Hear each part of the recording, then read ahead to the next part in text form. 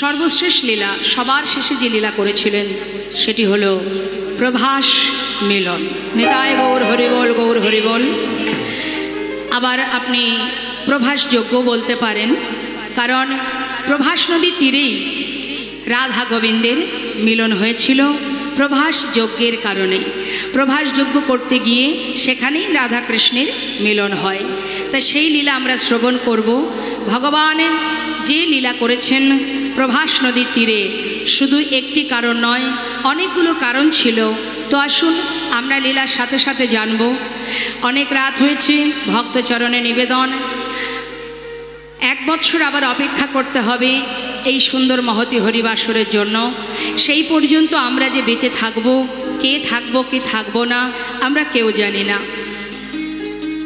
তাই যেটুকু সময় আমরা পাবো ভগবানের সেবার জন্য, আমাদের উচিত সেইটুকু সময় যেন আমরা গোবিন্দ সেবায় নিজেকে সঁপে দিতে পারি। ধন ঐশ্বর্য তিনি চান না, তাকে অর্থ দিয়ে পাওয়া যায় না, বিষয় সম্পদ দিয়ে পাওয়া যায় না, যায় ভক্তি দিয়ে। আর ভক্তি তখনই আপনি ভগবানের চরণে নিবেদন করতে পারবেন যখন আপনি নিজেকে ভগবানের চরণে সঁপে দেবেন।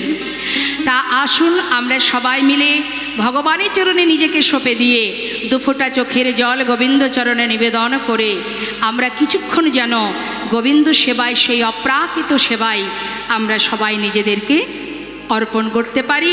এই মনোভাব নিয়ে আমরা সবাই আস্বাদন করব ভগবানের মধুর লীলা, শ্রেষ্ঠ লীলা, সর্বশেষ লীলা প্রভাস যজ্ঞ বা প্রভাস মিলন। জয় রাধে। তা চলুন আমরা সবাই আগে চলে যাব নবদ্বীপ ধামে। সেখানে দেখব যে নদিয়ার চাঁদ গৌর সুন্দর তিনি কিভাবে সেই প্রভাস লীলা নবদ্বীপের মাঝে প্রকাশ করলেন। আমরা সেটা আগে জানবো, কারণ সেটা যদি না জানি তাহলে আমরা বৃন্দাবনে যাব কি করে। বৃন্দাবনকে জেনেছি কিভাবে না, গৌরহরি জানিয়েছেন তাই জেনেছি। তাই আসুন আমরা সবাই আগে নবদ্বীপে যাব। একবার হাত তুলে দেখাবেন কে কে গেছেন নবদ্বীপে, একটু দেখি। হরিবল হরিবল, নিতাই গৌর হরিবল, গৌর হরিবল। রাধে রাধে, হরিবল হরিবল, জয় রাধে, হরে কৃষ্ণ। তাহলে চলুন আমরা গৌরচরণে আগে প্রণাম করে আসি। আর তিনি কিভাবে সেই নবদ্বীপে বৃন্দাবনের প্রভাস মিলনের লীলাটি তিনি কিভাবে করেছিলেন, তিনিও যজ্ঞ করেছেন মা নবদ্বীপে সুরধনী গঙ্গার তীরে, তিনিও যজ্ঞ করে সেই নবদ্বীপে আজ বৃন্দাবনের সেই প্রভাস যজ্ঞের কথা তিনি জগৎজীবের কাছে প্রকাশ করলেন। সেটা আমরা জানব।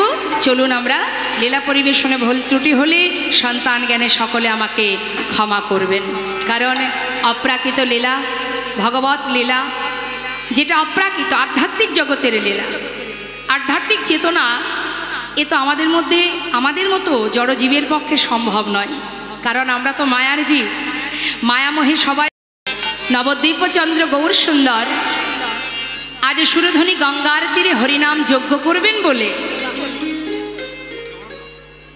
হরিনাম যজ্ঞ করবার জন্য তিনি আজ ভাবের আবেশে সুরধনীর তীর আলো করে দুটি বাহু তুলে হরি হরি বলে চিৎকার করছেন। তা গৌর সুন্দর হরিনাম যজ্ঞ কেন করবেন? আমাদের মতো জীবকে শিক্ষা দেবার জন্য। তা হরিনাম যজ্ঞ কেন করছেন মা? আমাদের মাথায় রাখতে হবে, কলিযুগে নাম ছাড়া নাহি আর ধর্ম।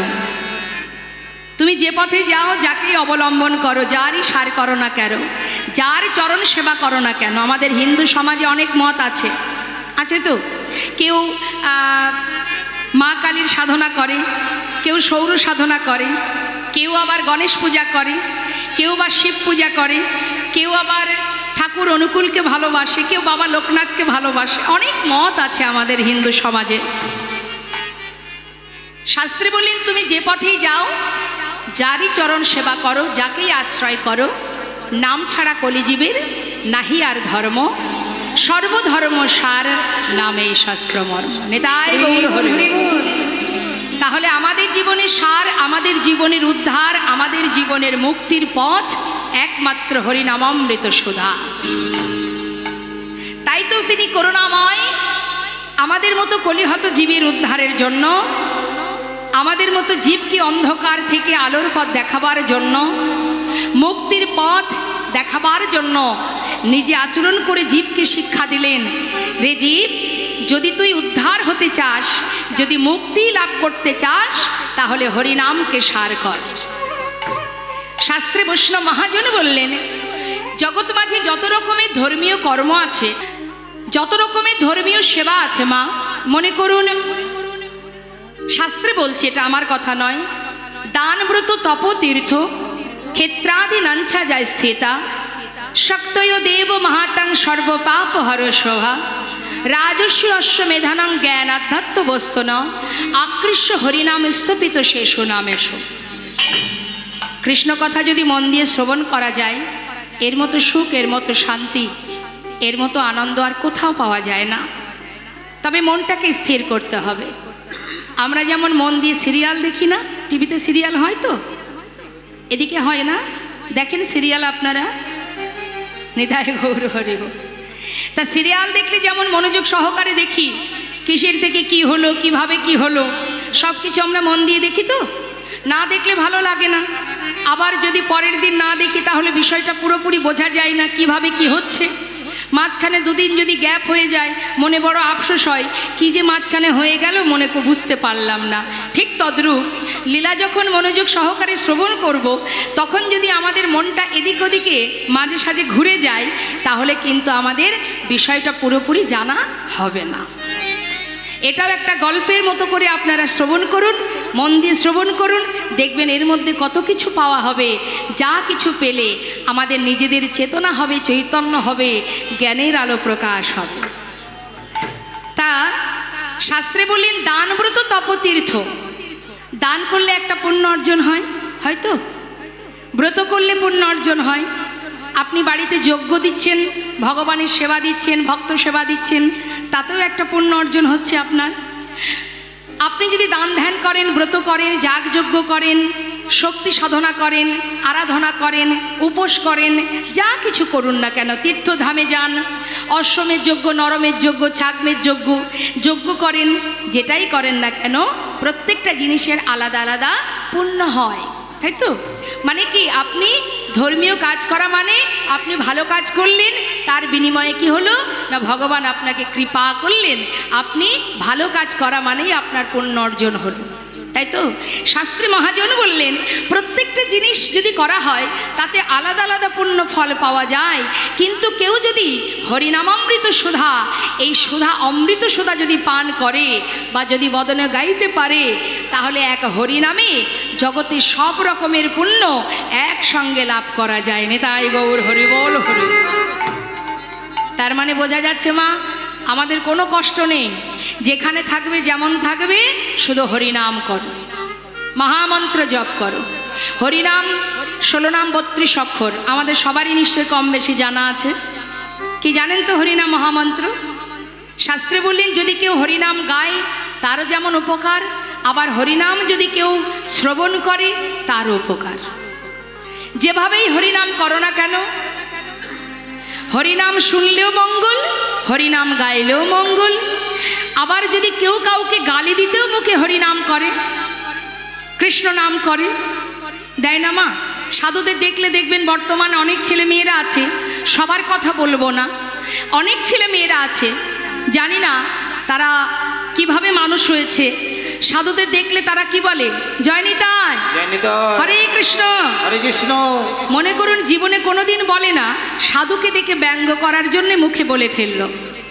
বৈষ্ণব বললেন, হেলায় বা শ্রদ্ধায় যদি কেউ নাম লয়, সেই নাম হয় তার, শাস্ত্রে মহাজন বললেন, হেলায় বা শ্রদ্ধায় যে বা নাম লয়, ক্রমে ক্রমে কৃষ্ণ ভক্তির হয় উপচয়। হরি বল হরি বল। তুমি গালি দিলেও মঙ্গল, তিরস্কার করলেও মঙ্গল, কি মহিমা দেখুন হরিনামের। কাউকে ব্যঙ্গ করবে তাতেও মঙ্গল। কেন মঙ্গল? সব কিছুতে একটা ক্রিয়া থাকে না মা, সব কিছুর ক্রিয়া আছে। আপনি ভালো কাজ করবেন তারও ক্রিয়া আছে, খারাপ কাজ করবেন তারও ক্রিয়া আছে। তা প্রত্যেকটা জিনিসের ক্রিয়া থাকে, ভাববেন না যে কোনো কিছুর ক্রিয়া নেই। অনেকে দেখবেন বলে, না দেখে না জেনে বিষ পান করলে বিষ হজম হয়ে যায়। বা কেউ যদি ভুল করে, অনেকে বলে যাজ্ঞে না জেনে করেছে, এতে কোনো অপরাধ হবে না। কথাটা কি ঠিক? কি মনে হয় আপনাদের? না জেনে বৃন্দাবনের সখারা কালীদহের বিষ জল পান করেছিল, বিষের ক্রিয়া দেখা দিয়েছিল কেন? সে তো ক্ষমা করতে পারত। যা বাবা, দেখে শুনে পান করেনি তো, সে তো জানতো না যে এতে বিষ আছে, পান করেছে, যা ওকে ছেড়ে দে। বিষের ক্রিয়া দেখা দেওয়া তো উচিত হয়নি। জেনে শুনে করলেও যেমন অপরাধ হয়, না জেনে করলেও অপরাধ হয়। অপরাধ অপরাধ, তুমি যেভাবেই করো না কেন, জেনেই করো আর না জেনেই করো। না জেনে কেউ কারেন্টে হাত দিলে দেখতে পাচ্ছেন, খবরে পেপারে দেখেন তো, কারেন্টে হাত দিয়েছে বা বেকায়দা হাত কারেন্টে পড়ে গেছে, শর্ট খেয়ে মারা গেছে। কেন? ছেড়ে দিতে পারতো কারেন্ট। না জেনে করেছে, ক্ষমা করে দাও। কত সহজ নয় মা। যেভাবেই তুমি যে কর্ম করো না কেন, তার ক্রিয়া হবেই হবে। আজকে গালি দেবে, কাল গালি দেবে। মহাজনের স্বভাব কি? বৈষ্ণবের স্বভাব হলো, মহন্তের স্বভাব হয় তারিতে পামর, নিজ কার্য নয় তবু জান পর ঘর। বৈষ্ণব কি বলেন? তুমি আমাকে দেখে গালি দিলে, আবার বলো। আমি যতবার তোমার সামনে দিয়ে যাব, তুমি ততবার গালি দাও। এইভাবে তুমি মুখে বলতে বলতে এমন একটা দিন তোমার আসবে, আমি তোমায় আশীর্বাদ করলাম, একদিন না একদিনে তুমি কৃষ্ণচরণের দাস হয়ে যাবে। তাই মা, নামের অনেক মহিমা, অনেক মহিমা। সাধু সঙ্গ করো, ভক্ত সঙ্গ করো, চরণধূলি অঙ্গে মাখো, হরিনামামৃত আস্বাদন করো। তাই ভাবের আবেশে গৌর সুন্দর জীবের হাতে ধরে, পায়ে ধরে, ধোলায় গড়াগড়ি দিয়ে, অলিতে গলিতে সর্বত্রে হরিনাম দিয়েছেন। ঘাটে মাঠে হাটে বাজারে কোথাও নাম দিতে তিনি ছাড়েননি, কারণ তিনি আমাদের পিতা। আমাদেরকে উদ্ধার করাই তার কাজ। সন্তানকে সঠিক পথে নিয়ে যাওয়াই মাতা পিতার কর্ম। ছেলে মেয়ে যতই ভুল করুক না কেন, মা বাবা কিন্তু হাল ছাড়ে না, সন্তানকে সঠিক পথে আনার চেষ্টা চালিয়ে যায়। তাই করুণাময় গৌর সুন্দর তিনিও আমাদের মঙ্গলের কারণে, তিনিও যুগে যুগে এসেছেন আমাদেরকে উদ্ধারের জন্য চেষ্টা করে, ধর্মকে রক্ষা করে আমাদেরকে সঠিক পথ দেখিয়ে গেছেন। যদি আমরা গ্রহণ করেছি তাহলে মঙ্গল, আর যারা গ্রহণ করেনি তারা বেঘরে প্রাণ হারিয়েছে। তাই আজ দেখুন বৈষ্ণব মহাজন বলছেন যে গৌর সুন্দর আজ সুরধ্বনির তীরে হরিনাম যজ্ঞ করবেন বলে তিনি চিন্তায় মগ্ন। চিন্তা করছে কি করে কি হবে। তা বাড়িতে যদি কোনো ধর্মীয় কাজ করা হয় মা, কোনো ধর্মীয় কাজ করার আগে আমরা গুরুজনার কাছ থেকে পরামর্শ নিই তো। আমার যারা গুরুজন তাদের কাছে আমি পরামর্শ নেব কিভাবে কি করতে হবে। তা গৌরহরি তিনি তো সবই জানেন, তথাপিও তিনি যজ্ঞ করবেন বলে গুরুজনার কাছ থেকে পরামর্শ নিচ্ছেন। তা গৌরহরি কার কাছে পরামর্শ নিচ্ছেন? দাদা নিত্যা নন্দ শনে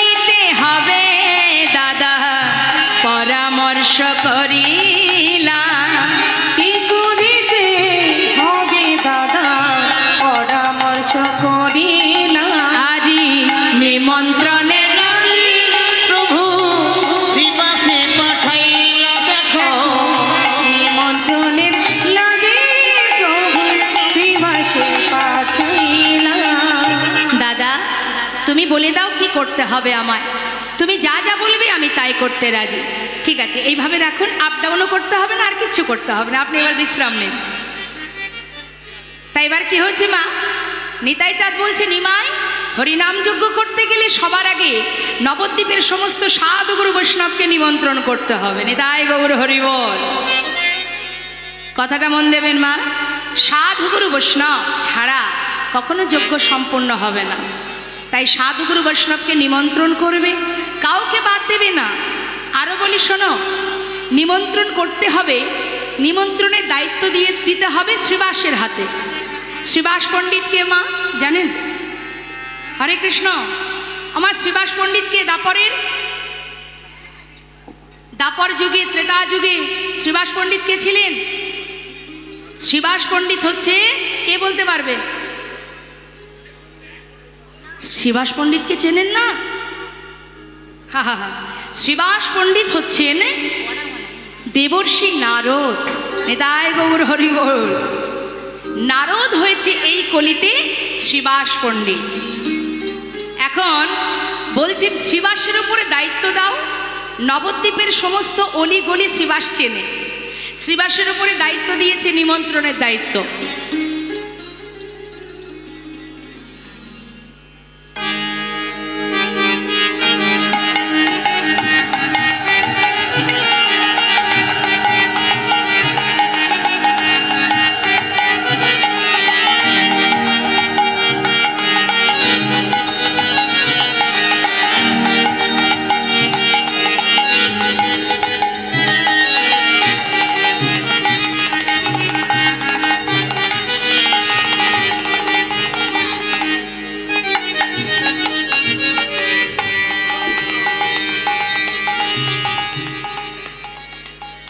শ্রীবাস পণ্ডিতকে গৌরহরি যখন নিমন্ত্রণের দায়িত্ব দিয়েছে যে শ্রীবাস সাধুগুরু বৈষ্ণব কাউকে বাদ দেবে না, সবাইকে নিমন্ত্রণ করবে। তবে নিমন্ত্রণের একটা নিয়ম আছে। মায়েরা জানেন নিমন্ত্রণ কিভাবে করেন আপনারা? আপনাদের বাড়িতে কোনো ধর্মীয় কাজ যদি আপনারা করেন, নিমন্ত্রণ কিভাবে করেন আপনারা? হ্যাঁ, কিভাবে করেন? আমার সাথে একটু কথা বলুন, দেখবেন ভালো লাগবে। যেটা সত্যি সেটাই বলবেন। কিন্তু কিভাবে নিমন্ত্রণ হয় এখন বর্তমানে? ফোনে হয় না? ফোনেই তো হয়। হ্যাঁ রে, আমার বাড়িতে হরিনাম হবে, যজ্ঞ হবে, কি বৈষ্ণব সেবা হবে, আমি আর যেতে পারছি না, তোরা সবাই মিলে 16 আনা নিমন্ত্রণ, তোরা সবাই আমার বাড়ি আসিস। তাই তো এইভাবে নিমন্ত্রণ হয়। কিন্তু নিমন্ত্রণের নিয়মটা কি শুনে নিন। আজ নিতাই চাঁদ শিখিয়ে দিচ্ছে শ্রীবাসকে। শ্রীবাস, নিমন্ত্রণ তো করতে যাবে, নিমন্ত্রণের নিয়ম জানো না? প্রভু তুমি বলে দাও।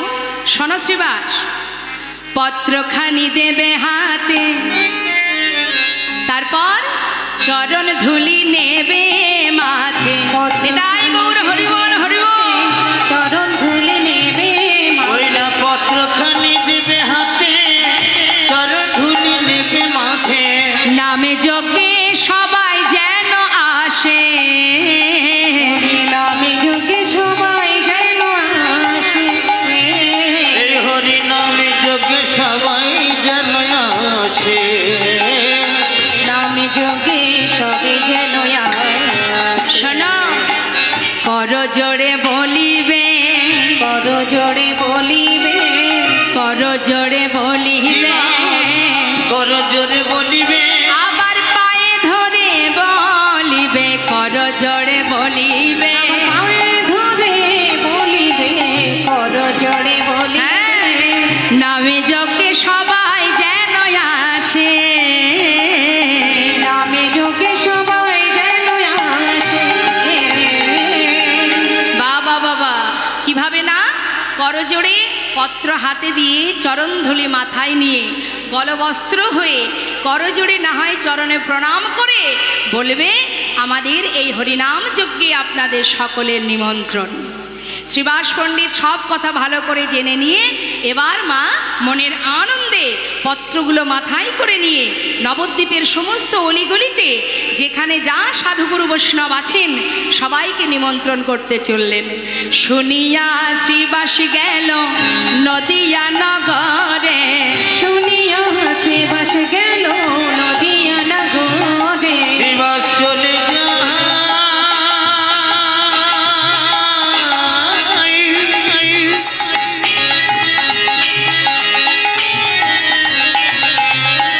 ওই দেখো নদিয়ার পথে পথে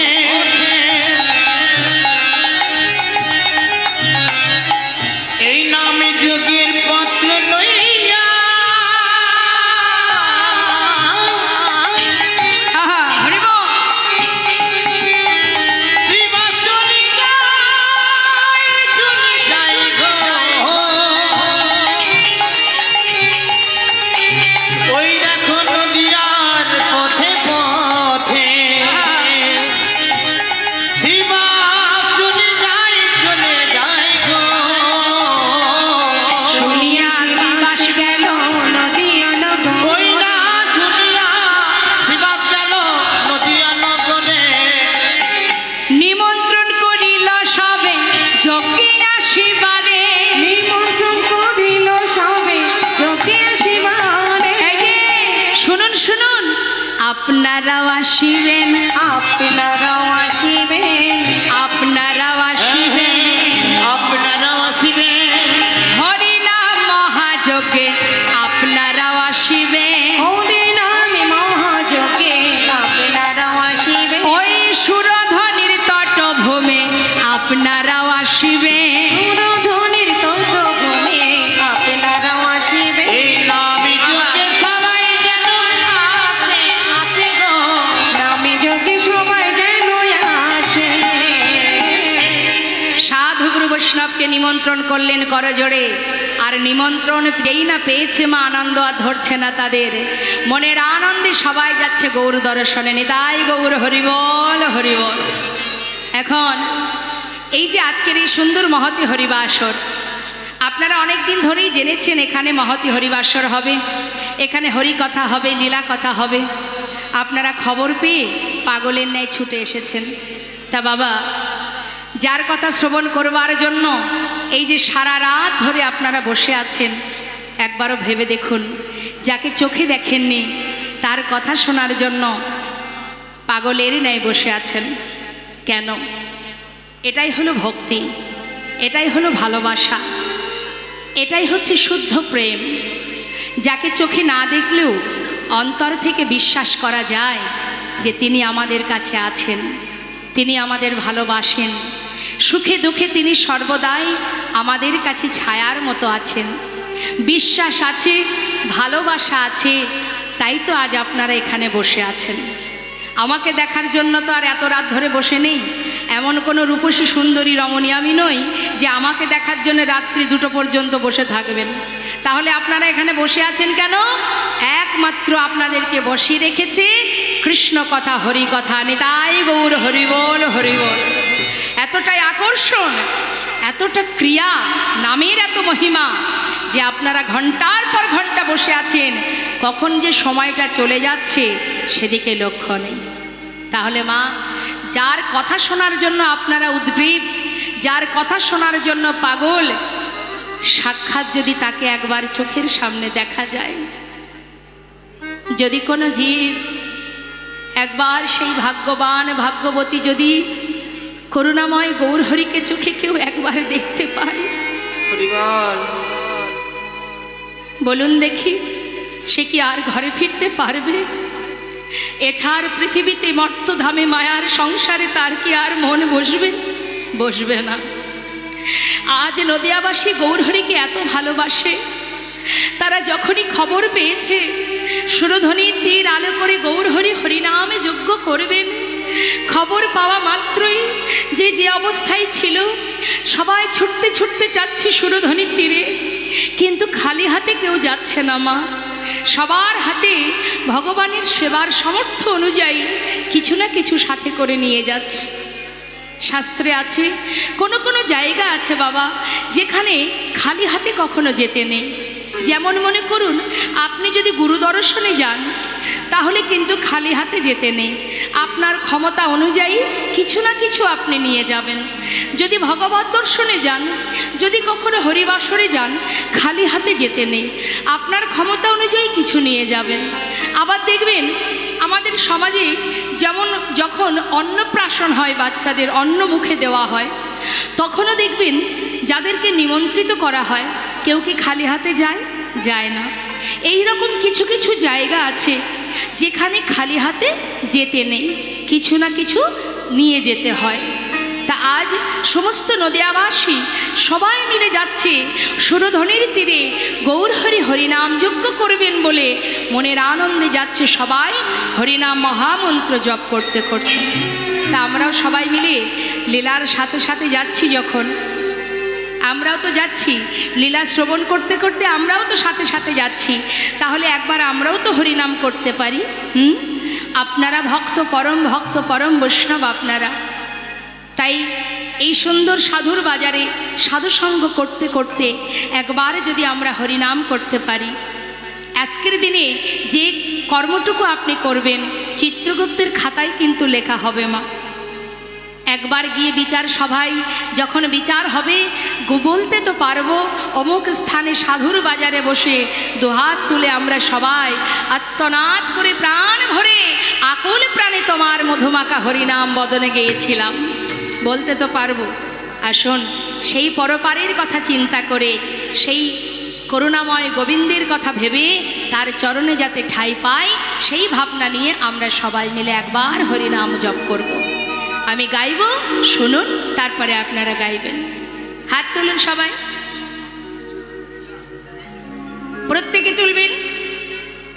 সবাই তুলেছেন তো? বাহ। এবার আমি নাম করব, আমি যেই নাম শেষ হবে আমার, আপনারা হরিনাম গাইবেন, উচ্চস্বরে গাইবেন, স্বতঃস্ফূর্তভাবে গাইবেন। কৃপণতা, জড়তা, অলস যেন না থাকে হরিনামে। সবাই তুলুন হাত, সবাই তুলবেন। বাহ। হরে কৃষ্ণ, আছি তো? হরে কৃষ্ণ কৃষ্ণ কৃষ্ণ হরে হরে, হরে রাম রাম রাম হরে হরে, হরে কৃষ্ণ। জোরে বাবা, হরি বল হরি বল বাবা।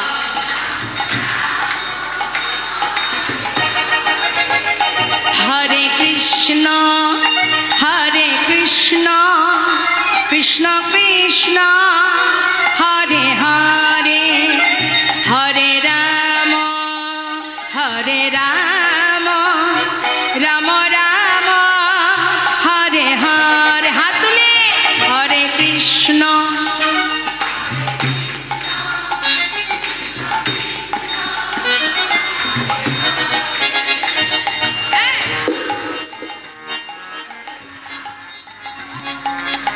হরি বল। হরে কৃষ্ণ কৃষ্ণ কৃষ্ণ হরে হরে, হরে রাম রাম রাম হরে হরে, হরে কৃষ্ণ। আহা, হরি বল হরি বল হরি বল, নিতাই গৌর হরি বল। বাহ। হরে কৃষ্ণ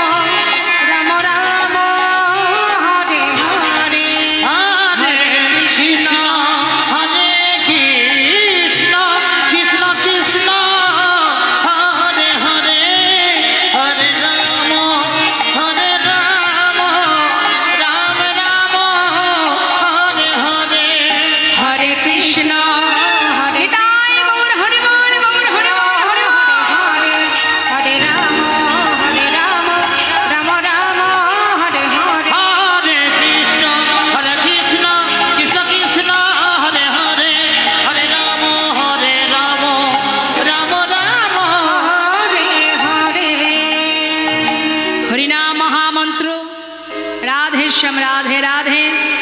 হরিনাম মহামন্ত্র আমাদের জীবনের শ্রেষ্ঠ মন্ত্র। জগতে যত রকমের দেবদেবীর পূজায় শ্লোক আমরা স্তব করি সেগুলোকে বলা হয় মন্ত্র, আর হরিনামকে বলা হয় মহামন্ত্র। তাই যদি জীব মহামন্ত্র জপ করে তাহলে সমস্ত রকমের মন্ত্র জপ তাতে হয়ে যায়। তাই আজ সমস্ত নদিয়াবাসী সাধু গুরু বৈষ্ণব তারা গৌরহরির সেই হরিনাম যজ্ঞের নিমন্ত্রণ পত্র পেয়ে মনের আনন্দে যাচ্ছে। মহাজন বললেন দেখো যাচ্ছে সবাই, শুনিয়া সবাই মিলে যাচ্ছে। নিমন্ত্রণের পত্র পাইয়া আনন্দিত মন, নিমন্ত্রণের পত্র পাইয়া আনন্দিত মন। আজ সুরধনির তীরে আসি দিল দর্শন, ওই যে সুরধনির তীরে আসি দিল দর্শন। আজ সুরধনির তীরে আসি দিল দর্শন, সুরধনির তীরে আসি দিল দর্শন। আনন্দ ধরে না আনন্দ ধরে না, তাদের আনন্দ ধরে না, আনন্দ ধরে না। আজ গৌর চরণ হেরবে বলে আনন্দ ধরে না, আজ গৌর বাদন হেরবে বলে আনন্দ ধরে না। আজ গৌর বদন হেরবে বলে হরি হরি হরি বলে। গৌর বদন নিতাই গৌর হরি বল। হরি বলে, গৌর বদন হেরবে বলে, হরি হরি হরি বলে, গৌর বদন হেরবে বলে। হরি হরি হরি বলে। আনন্দ ধরে না, সুরধনির তীরে আসি দিল দর্শন। ওই না সুরধনির তীরে আসি দিল দর্শন। সবাই সুরধনী গঙ্গার তীরে এসে গৌরহরির বদন পানে নয়ন দিয়ে আছে। যে মহাজন এই পদাবলী লিখেছেন মা, তিনি বলছেন কি, নয়ন ভরে গোরারো সকলে হেরিল, আজ বাসুদেব ঘোষে হেরে, যেন প্রভাস তীর্থ যে হইল। বাসুদেব ঘোষ হেরি যেন প্রভাসিত যে হইল। এই যে পদটা আপনারা শ্রবণ করলেন, এই পদ যিনি লিখেছেন তিনি বলছেন যেন মনে হচ্ছে কি, সুরধনির তীরে যেন মনে হচ্ছে যে এটা প্রভাস তীর্থ, অর্থাৎ গোবিন্দ যেখানে যজ্ঞ করেছিলেন আজ মহাজন লীলার পাশে দাঁড়িয়ে বলছে যেন মনে হচ্ছে ভক্ত ভগবানের মিলন, যেন মনে হচ্ছে দেখলে মনে হচ্ছে এটা প্রভাস তীর্থ। নিতাই গৌর হরি বল হরি বল।